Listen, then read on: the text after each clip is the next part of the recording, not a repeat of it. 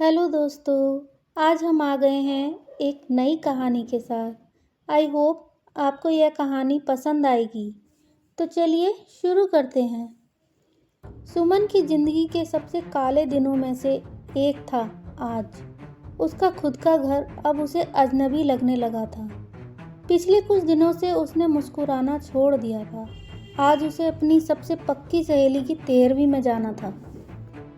उसकी दोस्त जिसने उसे दोबारा उम्मीद दिखाई थी, उसकी दोस्त जिसे पता था कि उसकी ज़िंदगी में क्या चल रहा है, उसकी दोस्त जो जानती थी कि सुमन अपने घर और अपनी ज़िंदगी में कितनी परेशान थी, उसकी वही दोस्त जिसे सुमन ने ज़िंदगी की सबसे गलत सलाह दी थी। सुमन को शुभ्रा की मौत का सबसे बड़ा दुख इसी बात का था। सुमन अपनी बालकनी में गई और एक बार फिर से शुभ्रा के घर को देखा। बाहर बैठे 2-4 लोग देखे। लोग हंसी ठहाके लगा रहे थे। अंदर से रोने की आवाज़ आ रही थी। सुमन बालकनी से कमरे में आ गई और अपने काम में लग गई। थोड़ी देर बाद तैयार होकर शुभ्रा के घर चली गई। वहां जाकर उसने लोगों को देखा। शुभ्रा की सास और उसका पति रो रहे थे। उसकी तस्वीर के ऊपर हाथ चढ़ा हुआ था। कितनी मासूम लग रही थी वो, बहुत खुश। शादी के कुछ समय पहले की है ये तस्वीर शायद। ये कोई उम्र ही नहीं थी। अभी कल ही की बात लगती है कि शुभ्रा की मुंह दिखाई के लिए सुमन उसके घर गई थी। भाभी, आप चाय लेंगी या ठंडा? शुभ्रा ने पहली बार यही पूछा था सुमन से। 2 दिन पहले ब्याह कर आई लड़की पूरी तरह से थकी हुई लग रही थी। उस दिन शुभ्रा ने शायद पूरे मोहल्ले के लिए चाय बनाई थी। मैं तो सिर्फ तुम्हें देखने आई हूँ। क्या काकी, इतना लंबा घूंघट क्यों करवा रही हो बहू के चेहरे पर? सुमन ने शुभ्रा की सास शांति देवी से पूछा था। 19 साल की शुभ्रा ने अपना घूंघट उठाया था। तब उसके चेहरे की मासूमियत और थकान दोनों देख पाई थी सुमन। उसने समझ लिया था कि शुभ्रा की जिंदगी भी वैसे ही जाने वाली है जैसी सुमन ने जी है। नई दुल्हन घूंघट के अंदर ही अच्छी लगती है, काकी ने सीधा सा जवाब दिया। सुमन की बात शुभ्रा को भी पसंद आ गई थी। शुभ्रा ने उसके बाद जैसे अनजान गली और अनजान मोहल्ले के अनजान घर में एक दोस्त ढूंढ लिया था। जब इंसान पूरी तरह से बंधा हुआ हो तो उसे खुशी जरा से अपनेपन से भी मिल जाती है। शुभ्रा के साथ भी ऐसा ही हो रहा था। शुभ्रा के ससुराल में उसके आने से पहले भी सुमन का आना जाना था, लेकिन अब थोड़ा बढ़ गया था। सुमन की सास और शुभ्रा की सास दोनों ही अपने घर के सामने चारपाई लगाकर बैठती थी। शुभ्रा और अनमोल की शादी से पहले सुमन को काकी पसंद थी, लेकिन उसे नहीं पता था कि वो असल में क्या हैं। सुमन और शुभ्रा की जिंदगी जैसे एक ही पटरी पर चल रही थी। बस फर्क सिर्फ इतना था कि सुमन मालगाड़ी की तरह सब कुछ सालों से ढो रही थी और शुभ्रा अपने नए विचारों के साथ आगे बढ़ रही थी। धीरे धीरे शुभ्रा मोहल्ले की चर्चा का विषय बन गई थी, पर अपने विचारों के लिए नहीं, बल्कि उन आवाज़ों के लिए जो रोजाना उसके घर से आती थी। पर यह सब कुछ शुभ्रा के साथ इसलिए ज़्यादा हो रहा था क्योंकि उसके विचार थोड़े नए थे। अनमोल और शांति देवी लगभग रोजाना ही किसी न किसी बात पर उस पर हाथ उठा देते थे। रोजाना घर का सारा काम करने के बाद शुभ्रा किसी तरह से अपने लिए 2 पल का सुकून पाने हमेशा दोपहर के वक्त छत पर आ जाती थी। एक ऐसा ही दिन था जब शुभ्रा छत पर आई थी। सुमन भी उस वक्त किसी काम से ऊपर गई थी। पहली बार उसने शुभ्रा को यूं रोते देखा था। उसके चेहरे के निशान देखे थे। सुमन ने हालचाल पूछा तो शुभ्रा ने अपना दुखड़ा रो दिया। मैं क्या करूं भाभी, कितनी मुश्किल से पिताजी ने मुझे पाला है। मैं कैसे उनसे कह दूं कि 2 लाख दे जाएं। उस दिन सुमन को पता चला था कि ससुराल वाले कितनी बुरी तरह से शुभ्रा को दहेज के लिए प्रताड़ित कर रहे थे। ये लोग अभी बोल रहे हैं शुभ्रा, धीरे धीरे सब ठीक हो जाएगा, सुमन ने कहा था। देख, मेरे साथ भी तो ऐसा ही हुआ था, मैंने भी तो सहा था, सुमन ने अपनी बात बताई थी। आखिर कब तक चलता रहेगा ये? शुभ्रा ने पूछा। मेरे साथ तो शायद 16 साल से ही चल रहा है। हर तीज त्योहार पर जाने पर ऐसा लगता है जैसे अगर घर वालों ने कुछ नहीं दिया तो ससुराल वाले कितना ताना मारेंगे। पर हाँ, धीरे धीरे चीज़ें बेहतर हुई हैं। शुभ्रा, मैं भी शादी के बाद कुछ समय तक बहुत परेशान रही थी, पर बच्चा होने के बाद सब ठीक होने लगा था। अब थोड़ा थोड़ा ताना मारती है मेरी सास, लेकिन पति सुन लेते हैं। बेटा भी अच्छा है, जब भी मेरे पास आता है ना, मैं सारे दुख भूल जाती हूँ। मैं बस यही कहूँगी कि थोड़ा धैर्य रख, सब ठीक होने लगेगा। सुमन ने शुभ्रा को ये सलाह दे तो दी थी, शायद यही सुमन की सबसे बड़ी गलती थी। उसके बाद से शुभ्रा और सुमन दोनों छत पर रोजाना अपनी बातें एक दूसरे से साझा किया करती थी। दोनों ने एक दूसरे में अपना सुख देख लिया था। सुमन के कहने पर शुभ्रा ने ज़्यादा लड़ना भी छोड़ दिया था। वो चुपचाप सब कुछ सहती जा रही थी। एक रोज़ शुभ्रा ने सुमन को आकर कहा था कि घर में अनमोल की दूसरी शादी की बात चल रही है।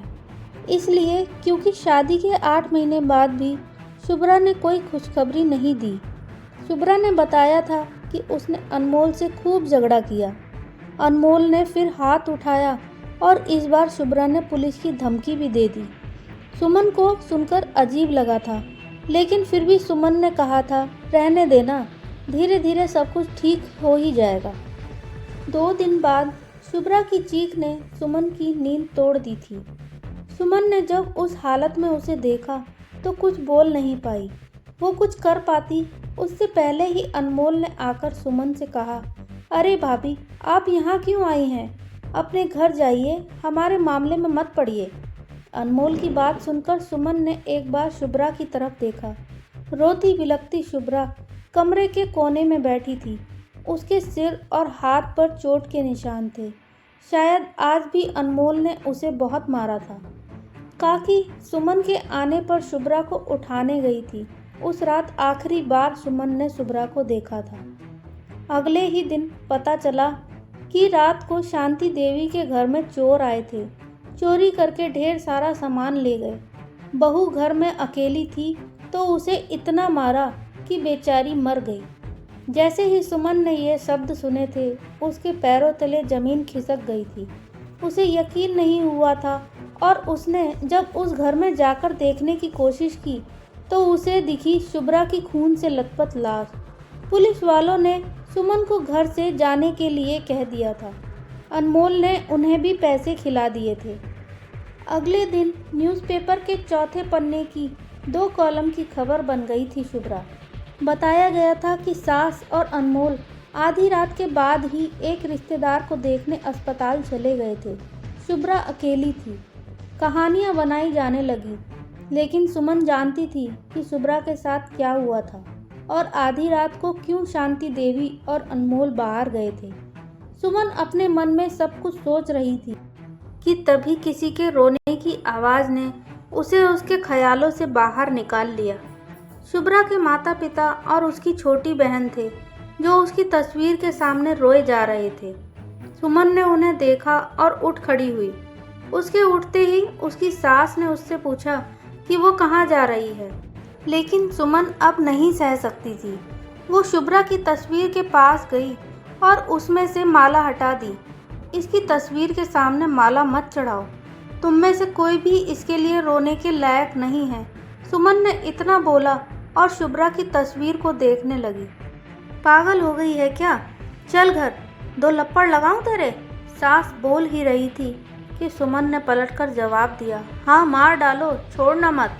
जैसे शुभ्रा के पति और सास ने उसे मार दिया। पूरे कमरे में लोगों की बातें चलने लगी। ये वो बात थी जो सबको पता थी, लेकिन कोई खुलकर बोल नहीं रहा था।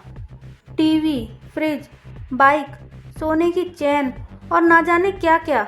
शुभ्रा के पिता ने दहेज में सब कुछ दिया था। नहीं दी थी तो सिर्फ एक चीज़, भरोसा। अगर उन्होंने अपनी बेटी को भरोसा दिखाया होता कि वो उसका ख्याल रख सकते हैं, वापस आ जाए वो सब कुछ छोड़कर, तो शायद शुभ्रा की ये हालत ना हुई होती। आज सुमन जिस तरह बोल रही थी, उसे लग रहा था कि काश उसने ये काम पहले किया होता। मैंने ज़िंदगी में सबसे बड़ी गलती की, जो शुभ्रा को कहा सह ले, लेकिन अब नहीं सहूँगी। मैं जा रही हूँ पुलिस के पास। अगर आपको परेशानी है तो मुझे भी मार दीजिए। मैं सबको बताऊंगी कि आप लोगों ने दहेज के लालच में शुभ्रा को इतना मारा कि वो मर गई। शुभ्रा की इस हालत की जिम्मेदार मैं भी हूँ। बचपन से जो खुद के लिए सुना वही मैंने शुभ्रा को भी सिखा दिया कि सह ले, लेकिन ये सही नहीं था। और आप शुभ्रा के पिता हैं ना, अब क्यों रो रहे हैं? उसने आपको बहुत कुछ बताया होगा, तब क्यों नहीं लेकर गए अपनी बेटी को? सुमन में आज चंडी का रूप था। वो आज सारे दैत्यों का सफाया करने वाली थी। सुमन का 10 साल का बेटा ये सब कुछ रिकॉर्ड कर रहा था। बच्चे भी कई बार कुछ ऐसा कर जाते हैं जिसके कारण सब कुछ सही हो जाए। सुमन पुलिस स्टेशन के लिए निकल गई और यहाँ उसके बेटे ने वो वीडियो लाइव कर दिया। देखते ही देखते वीडियो वायरल हो गया। अब पुलिस के पास भी इसे झुठलाने का कोई कारण नहीं था। जिन पुलिस वालों ने रिश्वत देकर शुभ्रा का केस दबाया था, उन्हें सस्पेंड कर दिया गया। सुमन सबके लिए एक आवाज़ बनकर खड़ी हुई। जो अपने लिए कभी नहीं लड़ पाई, उसने दूसरे के लिए लड़ना शुरू कर दिया। अनमोल और शांति देवी गिरफ्तार हो गए और अब केस चल रहा है। सुमन अब अपने बेटे को लेकर अलग रह रही है। शुभ्रा ने इस दुनिया से जाकर भी सुमन की ज़िंदगी बदल दी थी। ऐसी और कहानी सुनने के लिए वीडियो को लाइक कीजिए और चैनल को सब्सक्राइब कीजिए। मिलते हैं अगली वीडियो में। धन्यवाद।